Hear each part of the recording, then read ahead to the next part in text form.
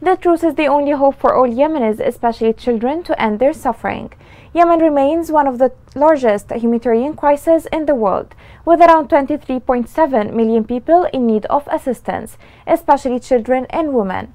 The truce has given a space for aid agencies to access war affected people. This has been reflected on improving children's dire situations. Sustainable peace is what Yemeni children need. This report has more details.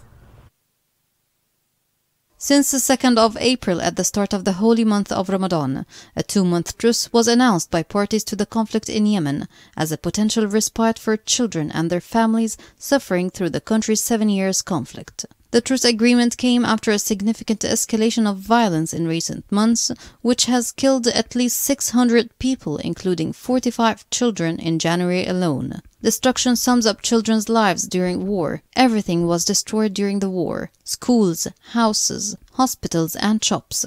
However, since the truce began, the number of child casualties has dropped significantly, according to data from the Civilian Impact Monitoring Project.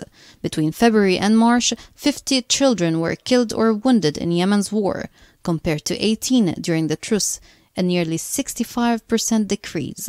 In January alone, the deadliest month in Yemen this year, 136 children were killed or injured, more than 7 times the number of casualties than during the 2-month truce. The children are calling for 5 recommendations to be considered by decision makers and peace negotiators as part of the peace talks currently being held with the warring parties: to renew the current truce agreement for an indefinite period of time, to consider the truce as the first step towards putting an end to the war in Yemen, to lift road blockages and allow the free movement of people and commercial goods within and between governorates, to support efforts to identify and remove landmines and unexploded remnants of war, and finally to include children in any and all future peace talks.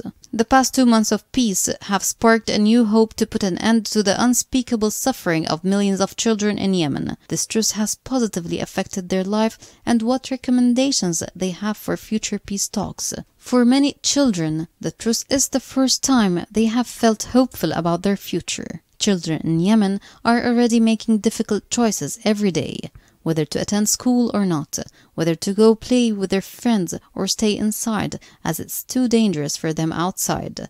These are decisions no child should have to make, and yet this is exactly what's happening in Yemen today. All what these children need is for the truce to stay longer, so they can still feel safe, with no fear, and get the chance to live a life free from violence and war.